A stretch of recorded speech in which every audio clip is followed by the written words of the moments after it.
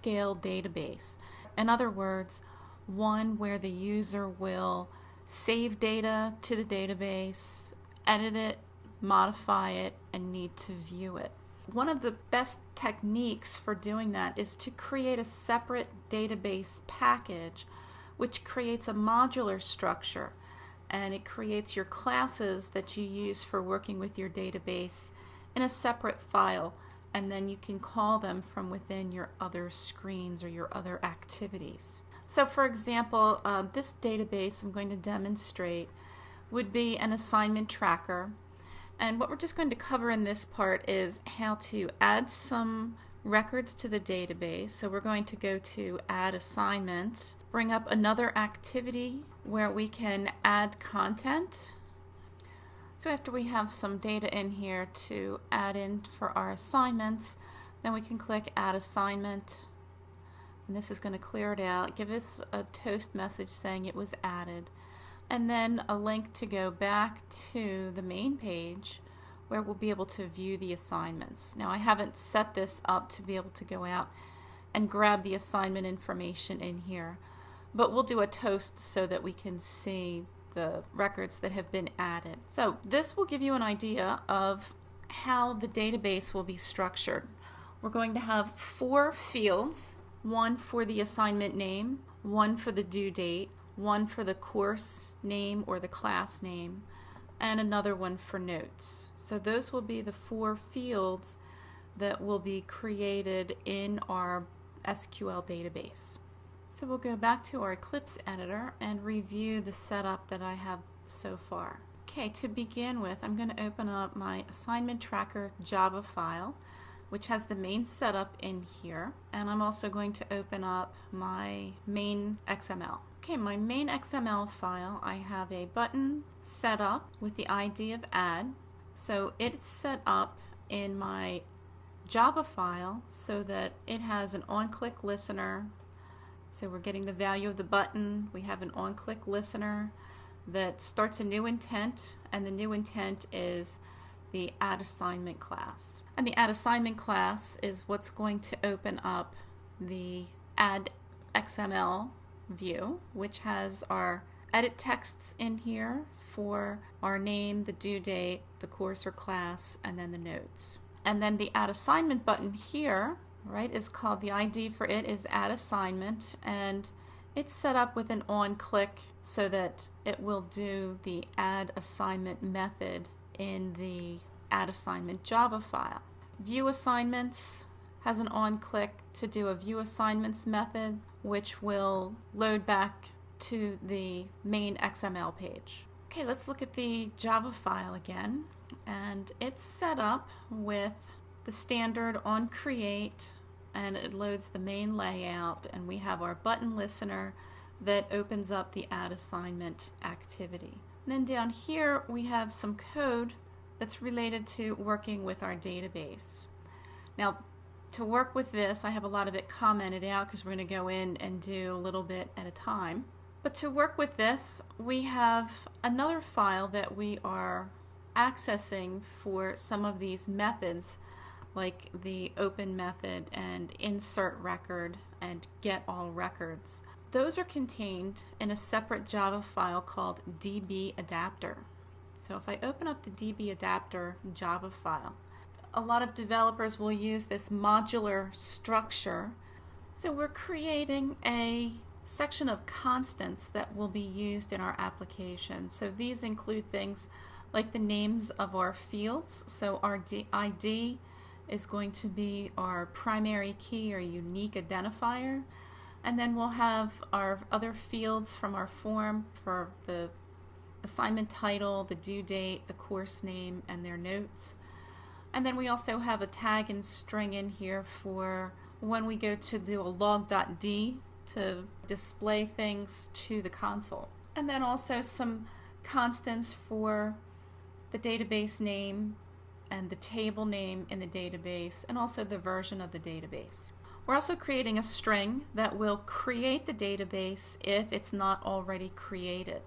So this actually is an SQL statement that will create a table if it doesn't already exist called assignments, And the fields that it will add will be an ID, which will be an integer, and it's the primary key, and it's going to auto increment, meaning every time a new record's added, it's going to add another value to the ID. It's also going to create a field called title, and it's going to be variable characters. Can't be null, it can't be empty, so we're requiring a title to be in there. Due date is the date type. Course is also variable characters, and notes is variable characters. We'll be using this to create a table if it doesn't already exist when we open our database. Now, down in this section, we are working with a class called Database Helper, which extends the SqLite Open Helper. And that's what some of this content is up here, is getting these settings so that we can use them in this other class. So our Database Helper class is going to encapsulate our database interactions. In other words, the things that our database is going to use is going to be stored in here, and then we can refer out to it. So we have things like on create to create a database called DB. So we can see here the exec SQL command like we had in the other example. It's going to do a database create, which refers to our SQL string that we had up here to create the table in the database. And if it's not able to give us the error message as to why. Also a part of this SqLite Open Helper, we're extending that class. The SqLite Open Helper implements the best practices for creating and opening and even updating databases. So again, this helps hide the logic through the rest of our Java files by encapsulating it all into this one. Now this on upgrade, if we needed to upgrade the database within the device, this is the process that will happen. So right now it's just going to do a log to warn saying upgrading a database from a previous version, and it's going to destroy all old data, which is a scary thing, right? It's going to, the SQL statement is going to drop the table if it exists called assignments. So this is not the best way to handle this, because you don't want the user to lose all of their data. Instead, you should create a new table and then move the contents of this existing table into that new table, and then drop the old one. So if an upgrade warrants that, then move the data before deleting it. But we're not going to get into that in this example, but just be aware of that's an option instead of deleting what's already there. So again, the SqLite Open Helper gives us methods for opening the database. So we're going to have a database called DB, and it's going to get a writable database. When we're finished working with the database, we can use the close method to close the database. And then we have some methods in here for working with specifically with this particular database. We have an insert record, which will take the values of string and due date and course and notes. Now we create initial values and assign some initial values to them, so when the database first opens, they have something in there. And then we have a method for deleting a record, and it's going to be doing that by the ID of the row, which is going to be the key that will match our primary key. Get all records will help us to get everything that's in the table. And again, you can see that we're using our constants in here to get the values. If we wanted to get a specific record, then we have a method in here to get a record that matches a specific ID. And then to update a record, we're changing the values of what exists in there and updating it with the new information. So as we said, in this example, we're just going to look at getting it to add a new record, and then we will look at using a toast just to be able to see that we were able to successfully add a new record. So I'm going to go to my assignment tracker Java file. So as we said before, on create, it gets the main XML file, inflates that, and then so that displays our add assignment button. And the button right now just clicks to go to the Add Assignment class, and that inflates the Add XML layout. So we'll move down here to this section where we're actually opening or accessing the database. Let me make this larger so that we have a little more screen space to work with. Okay, so here we're looking for the path to our database. So it's a destination path, and we saw in an earlier previous video that it's looking for the data folder, the name of your package, the databases folder, and then this is the name of your database. So it's checking to see if it exists and checking to make sure that it can access the database and open it up. Okay, now down here I have a section for adding the assignment, and it's commented out right now. So I'm just going to uncomment it, and I also need to uncomment this DB adapter so that this is what is going to allow us to access the methods that we just had in the DB adapter class that we just looked at. So it's going to open the database, and now we're going to use that database to insert a record. So this insert record is in the DB adapter class, and it's taking strings. So we're going to give it some string information for the name of, or the title of the assignment, the date, the course, and some notes. And so we're going to do that twice. We're going to insert 2 different records. Okay, our insert record method returns the ID of the inserted row. So when this row is inserted, it's going to have an ID, which is the ID, the primary key in our database. So it's going to return this back here. If it's unable to insert it for any reason, then it's going to return a -1. There's a section in here to get all records. Since we're going to have more than one record, let's see if we can view them all. So I'm just going to uncomment that. Again, it's going to open the database, and it uses the cursor to get the value of the records, and we're going to use the get all records method, which is in the DB adapter class. And there's also a display record method, which is down here. And display record creates a toast, and we're getting the ID and the title of the assignment and the due date, and we're going to display it in a short toast. So I'm going to save this, and let's run it. And then here are our samples that we just had in our app.